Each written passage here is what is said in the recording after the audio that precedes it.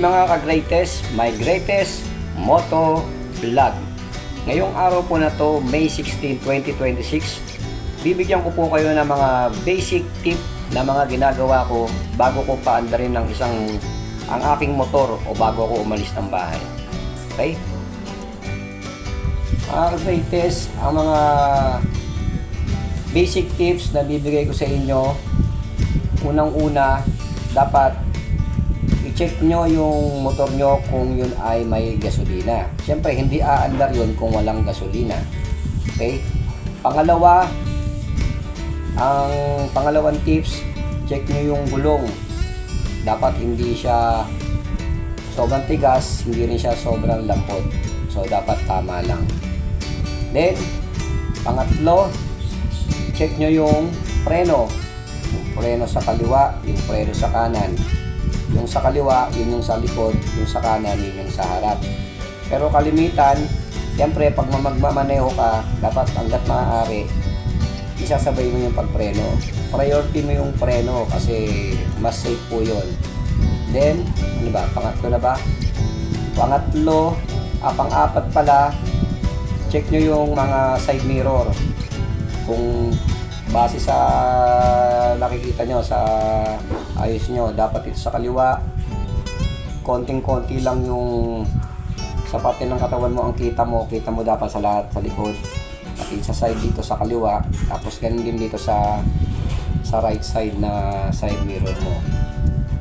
Then sunod na basic tips natin, yung yung mga ilaw natin dito sa kaliwa, ilaw natin sa kanan, yung palipo sa kaliwa, saka yung palipo sa kanan.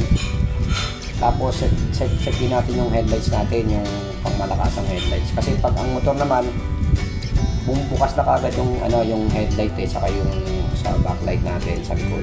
Bukas na yung ilaw niyan kapag ka nag-start ka na po, bukas na matik yung ilaw niyan.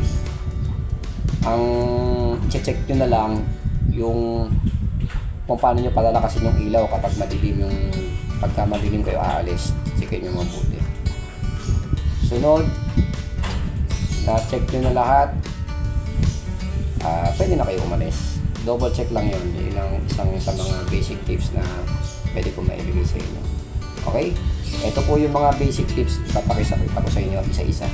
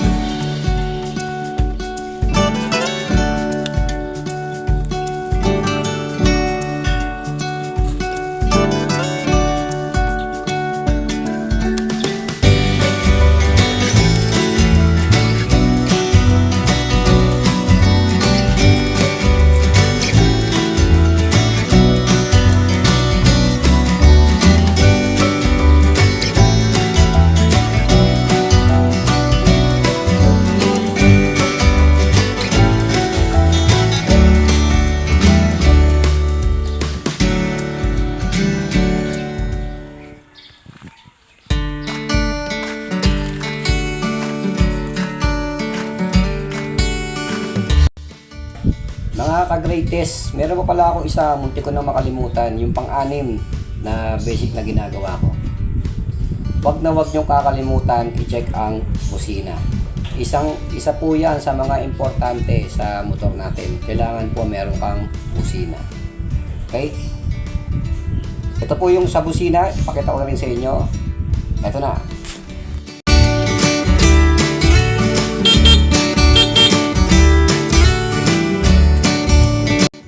Okay mga ka-greatest, tapos na po ang ating video.